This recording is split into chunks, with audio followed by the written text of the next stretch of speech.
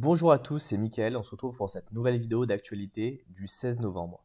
Aujourd'hui, on va parler de 15 000 WordPress qui ont été compromis pour faire du SEO, une équipe de pirates qui utilise Dropbox pour réaliser ses méfaits, GitHub qui apporte une nouvelle fonctionnalité de sécurité, la Coupe du Monde de Qatar, une catastrophe ambulante pour la vie privée des supporters, et un chercheur qui trouve accidentellement une vulnérabilité de 70 000 $. Alors pour tous ceux qui débutent en cybersécurité, je vous invite tout de suite à vous abonner à la chaîne YouTube et à mettre un like sous la vidéo. Alors la première activité dont j'avais envie de vous parler, c'est un attaquant qui a compromis 15 000 WordPress pour qu'il réalise des requêtes vers des sites qui lui appartiennent. Cette méthode, elle a permis d'augmenter l'autorité des sites malveillants pour qu'ils soient bien placés et bien référencés sur Google. Pour le faire, le pirate compromet en général plus de 100 pages sur les sites victimes qui vont renvoyer vers son site. Pour éviter les soupçons, il évite la page d'authentification et de réaliser une redirection si un utilisateur est connecté sur le WordPress. Alors ici, on a un site justement qui montre tous les sites qui ont été infectés. Et on voit que le domaine en permanence vers lequel il s'est renvoyé, c'est ois.is. Le chercheur de chez Sucuri, à l'initiative de cette découverte, ne connaît pas la méthode de compromission, mais pense à un brute force du compte administrateur du WordPress. Ici, si on regarde le nombre de résultats, on a quasiment 17 000 pages web qui sont infectées, dont 15 000 WordPress complètement différents, et je pense que le nombre risque de continuer d'augmenter au fur et à mesure du temps. La deuxième actualité, elle concerne Moroc. Les entreprises et les institutions gouvernementales au Cambodge, au Vietnam et au Mexique sont impactées par un nouvel acteur nommé Worok. Il compromettrait en partie les entités via la vulnérabilité Proxy Shell avant de déployer un outil nommé CLR-Load et écrit en C++. Il permettrait l'extraction d'un script PowerShell embarqué dans une image via une technique de stéganographie. Il utiliserait ensuite l'API de Dropbox comme serveur de command and control pour le maintien opérationnel futur. Dans la troisième actualité, on va parler de Microsoft. On a l'équipe de Microsoft qui s'appelle la Microsoft Threat Intelligence Center, le MSTIC, qui suit activement le groupe de pirates russe Iridium, qui s'attaque aux infrastructures ukrainiennes et polonaises. L'objectif du groupe d'attaquants est de laisser des millions de personnes sans électricité en Ukraine. Ils ont déjà réalisé des campagnes de phishing pour obtenir un accès initial au compte et au réseau souhaité dans des organisations à l'intérieur et à l'extérieur de l'Ukraine. Au troisième trimestre, Dragos annonce que 128 incidents liés à des ransomware dans des installations industrielles du monde entier. C'est une légère hausse par rapport au deuxième trimestre qui en comptait 125. La famille de ransomware qui représente actuellement le plus grand risque, c'est Logbit. Elle représente 33 à 35% du nombre total d'incidents liés au ransomware. GitHub a fait une annonce vraiment très intéressante et très importante. GitHub apporte une nouvelle fonctionnalité qui va permettre aux repositories publics, donc aux dépôts publics, d'être contactés en privé si une vulnérabilité est identifiée. La problématique actuelle que les chercheurs rencontrent, quand vous êtes un chercheur en cybersécurité, il est très compliqué de contacter les personnes responsables des projets lorsque vous trouvez une vulnérabilité. J'ai trouvé plusieurs CV durant ma carrière et à chaque fois c'est très compliqué de trouver les personnes qui étaient responsables derrière et étaient capables de pouvoir vous répondre. Souvent il est nécessaire de passer par une phase de divulgation publique avant d'obtenir une réponse désintéressée. GitHub propose cette nouvelle fonctionnalité pour répondre à cette problématique.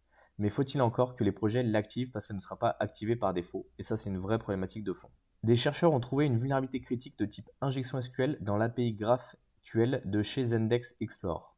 Pour information, Zendesk Explore, c'est une solution de reporting et d'analyse qui permet aux organisations de visualiser et d'analyser des informations clés sur leurs clients et sur leurs ressources d'assistance.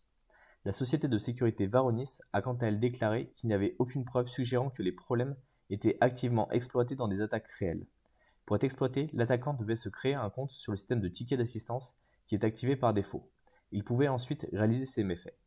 Une seconde vulnérabilité concernait un problème d'accès logique associé à une API d'exécution de requêtes, qui était configurée pour exécuter les requêtes sans vérifier si l'utilisateur effectuant l'appel disposait des autorisations adéquates pour le faire. Cela signifiait qu'un utilisateur final, nouvellement créé, pouvait invoquer cette API, modifier la requête et voler des données de n'importe quelle table dans le RDS du compte Zendesk cible. Aucune SQLI était requise. Varonis a déclaré que les problèmes avaient été divulgués à Zendesk le 30 août, après quoi les faiblesses avaient été corrigées par la société le 8 septembre 2022. L'Australie vient de se doter d'une nouvelle force offensive pour combattre la cybercriminalité. Cette annonce fait suite aux incidents sur l'assureur Medibank et l'opérateur Optus. 100 personnes travaillant en collaboration permanente entre la police fédérale australienne et les renseignements. Leur objectif est d'enquêter et de cibler et de perturber les groupes de cybercriminels avec une accentuation spécifique pour les opérateurs de ransomware. Le ministre de l'Intérieur, Clare O'Neill, a indiqué que pour la première fois, cela serait une attaque offensive contre ces personnes. Il s'est clairement exprimé en indiquant que ce n'est pas un modèle de maintien de l'ordre où ils attendent qu'un crime soit commis, puis essaient de comprendre de quoi il s'agit et de faire quelque chose aux personnes responsables. Ils vont offensivement trouver ces personnes pour les traquer et les affaiblir avant qu'ils ne puissent attaquer leur pays.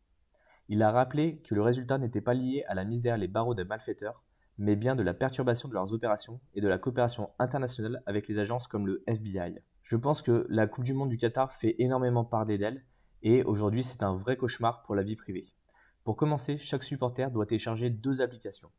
Etraz, un tracker pour le Covid, et Aya, qui permet aux détenteurs de billets d'entrer dans les stades et d'accéder aux services gratuits de transport en métro et en bus. En analysant ces applications, il s'avère qu'elles peuvent permettre l'accès à distance aux photos, vidéos des utilisateurs et peut passer des appels spontanés. De plus, Etraz exige que les services de localisation en arrière-plan soient toujours activés, et cela donne à l'application la possibilité de lire et d'écrire dans le système de fichiers. Le chef de la sécurité norvégienne et la CNIL ont recommandé d'acheter un téléphone jetable pour l'occasion pour installer ces applications. L'agence allemande de protection des données, BFDI, a ouvert une enquête au sujet de ces applications. Le bureau du commissaire à l'information du Royaume-Uni, quant à lui, mesure l'impact sur la vie privée de ses citoyens. Il faut bien comprendre que tout le contenu personnel, la possibilité de le modifier, de le partager, de l'extraire, ainsi que les données d'autres applications sur votre téléphone sont entre leurs mains. Les modérateurs auront même le pouvoir de déverrouiller les appareils des utilisateurs à distance.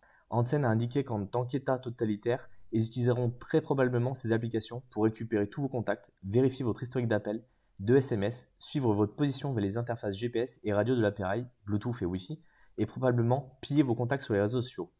Il est fortement recommandé d'avoir une nouvelle carte SIM et d'importer aucun contact, ni de se connecter à ces réseaux sociaux pour éviter d'être pisté même après la sortie du territoire. Donc on voit que c'est vraiment une grosse problématique qui est ajoutée à ça. Et ajouté à toutes ces applications mobiles qui ont été déployées, on a 15 000 caméras qui ont été déployées pour faire de la reconnaissance faciale en plus de tout ça. On a un couple américain qui s'appelle Jonathan et Diana Taub qui ont écopé une peine de prison d'une 20aine d'années chacun pour avoir vendu des informations confidentielles à des gouvernements étrangers. En effet, le mari est ingénieur nucléaire de la marine américaine et travaillait sur le système de propulsion nucléaire navale. Il avait de ce fait accès à des documents restreints par la loi de l'énergie atomique. Un agent secret a transmis les informations au FBI qui s'est fait passer pour le gouvernement brésilien pendant 2 ans pour inciter l'ingénieur à faire fuiter des documents. Ils lui ont versé d'abord 10 000 $ une première fois pour lui prouver leur bonne volonté, puis ont versé 90 000 $ supplémentaires. Le procureur américain du district ouest de la Pennsylvanie, Sidney Chang, a estimé qu'en fait cette fuite d'informations ne pouvait être sous-estimée. Taub a mis la sécurité de notre pays en danger pour un gain financier, ce sont exactement ces mots qui ont été prononcés. Enfin, la dernière actualité dont je voulais vous parler, c'est un bypass de l'écran de verrouillage du Google Pixel qui a pu être identifié. Le chercheur aurait trouvé la vulnérabilité par hasard, comme il explique dans son blog. Il rentrait de 24 heures de voyage et il restait 1% de batterie sur son Pixel 6. Il était en train d'envoyer une suite de SMS importants à ce moment-là. L'appareil s'est arrêté et une fois qu'il a pu le mettre en charge, il l'a redémarré. Le téléphone lui a alors demandé le code PIN de sa carte SIM et dans la panique, il l'avait totalement oublié. Il a dû rentrer alors le code PUC, celui qui est fourni par l'opérateur. Il a mis un nouveau code PIN et là, au lieu d'avoir l'écran de verrouillage traditionnel, il s'est retrouvé avec un Pixel 6 Starting. Il a redémarré le téléphone et il s'est dit qu'il enquêterait le lendemain. Le lendemain, il a fait différents essais, une fois dans cet état, et a fini par se trouver sur sa page d'accueil sans authentification. Et donc, il a fait une vidéo dans laquelle il va expliquer en fait sa démarche. Donc, il essaye plusieurs fois l'empreinte digitale, qui n'est pas la bonne, jusqu'à ce que le téléphone se verrouille. Ensuite, il va retirer la carte SIM de l'utilisateur pour en mettre une nouvelle que lui va contrôler. Il va entrer 3 fois un mauvais code pour la carte SIM, puis il va insérer le code PUC.